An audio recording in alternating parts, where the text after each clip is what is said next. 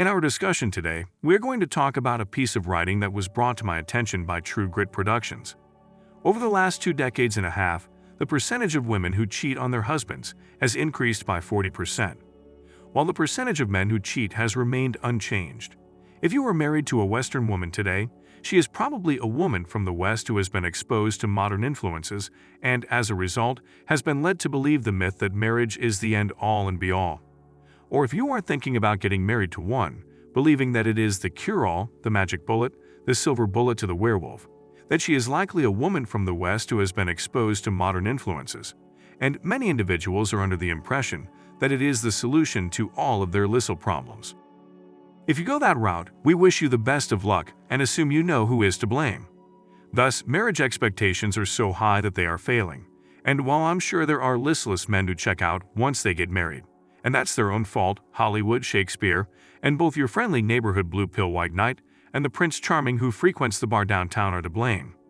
I was cast aside and left to take care of myself, which went against the times of no-fault divorces, and the idea that a marriage should be very sexual and full of passion for many years. These impossible expectations hold that marriage is for 3 things: financial support, emotional support, and emotional support for one's children. Benefits include having children, giving them a safe place to grow up, and rejecting traditional ways of doing things to build new character and get ahead in the future. In fact, we wouldn't even have marriages if there wasn't any sexual activity involved at all.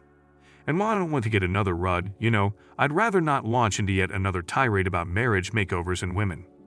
Instead, I'd like to pay tribute to Tom Petty, one of my all-time favorite rock and roll artists, and analyze one of his songs. But I can't have this is not meant to belittle married people or to suggest that we are superior to them. This is more of a survey analysis of our social problems and the distorted sense of entitlement that makes it almost impossible to get through a wedding in our society today. The following are some of the gear statements from this article. I'm just going to lay them out there. They aren't necessarily related to the main points that I want to make, but the first one is that of anatomy, which is yet another point. It's called marriage outsourcing, and it describes a situation in which a wife feels as though something is missing from her marriage by making use of another person in her life, regardless of whether this is a sexual fling or something else. We're just an extension of the Ken doll. You are the Ken doll in the marriage, and there is an emotional undercarriage for the entirety of her and their days, but it's either too difficult to work at making the current employee or it just isn't worth the effort.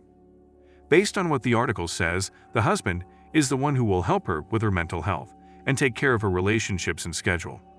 This statement is so frivolous that it's ridiculous, so why not just get that from another guy that I know who is that way?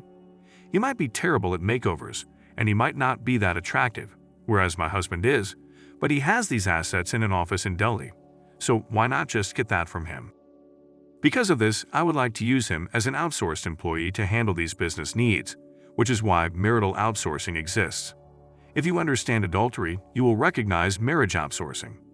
Both men and women can't marry on a whim. You can't just marry someone with bad style. If they are not good with children and they are not good in bed, if they are not there to help you with a task, they are not the best at discussing finances or managing money.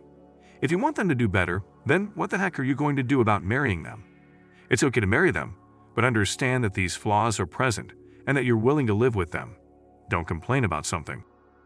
Once you do get married, you are expected to be perfect in a woman's eyes, because a man can tell whether or not a woman believes something by looking into her eyes, and a man can tell whether or not a woman believes something when he expresses that they do. You are aware of what happens in marriages that are cold and disconnected. According to the information, we are not permitted to have flaws in this day and age when we get married.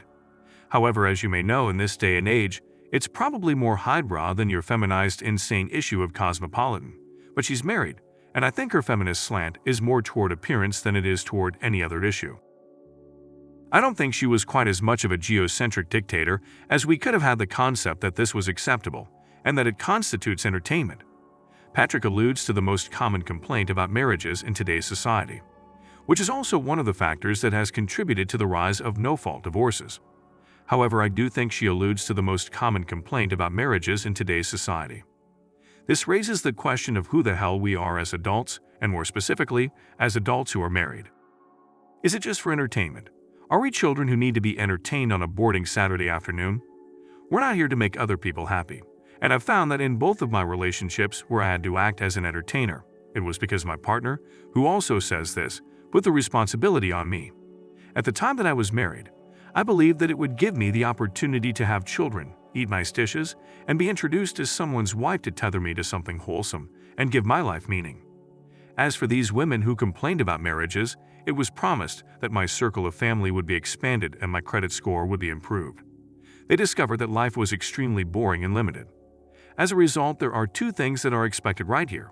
First, it is expected that there will be an increase in the amount of that money. Because there may be an element to keep you guys together, that noon's consent continues to excite us. And this holds true for anything else in life. They say you should add a new activity or something exciting towards the end of your weekend, or make it the last thing you do on the weekend to keep you from getting bored. For example, because there's the possibility of something new on the horizon, such as marriage, things are still exciting because you know that, okay, that's just what's going to happen. And if you plan on being married for 40 years, it's just what's going to happen. You will become bored, and in fact, the majority of your time spent together will be filled with boredom. After a maximum of 3 years, even sexual activity is likely to become monotonous for the two of you. Hollywood should warn men that they'll never be good enough. The Christian church emphasizes marrying a godly woman. As a result, you are replacing God in their minds, and as a result, where are we going to go from here? They act this way because they already think that the women who are supposed to be close to God must be of a certain quality. On the other hand, the women of today's world unconsciously expect you to be of a certain caliber and to be perfect. What are you going to do? If you're anything like most people, you're probably going to end up divorcing your spouse. That's just the way things are, and this is my warning. The frightening thing is that you used to be able to say that a marriage founded on faith would save a marriage that isn't even close anymore. However, this is no longer the case. My recommendation is that you either don't do it or approach it as if you are choosing between the red and green wire. Just be prepared. People have the misnomer that they are neglectful, and women's responsibilities have never been higher than they are today.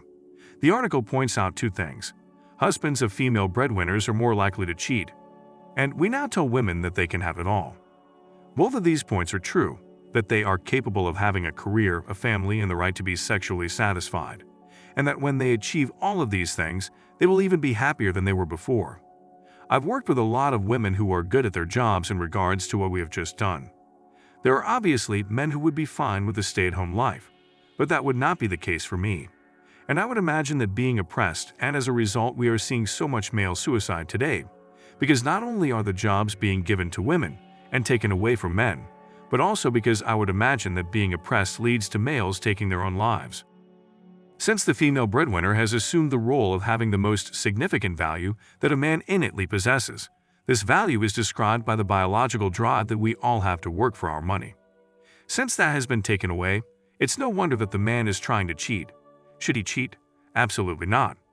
Instead, he should deal with the issue at hand, and always deal with the issue at its root. And considering that nobody in this community supports having an open marriage, it is not appropriate for you to be married. Don't forget to click the thumbs up button if you enjoyed this story and the lesson it attempted to teach you. I would appreciate it if you would subscribe to my channel and let me know in the comment section below that you have done so.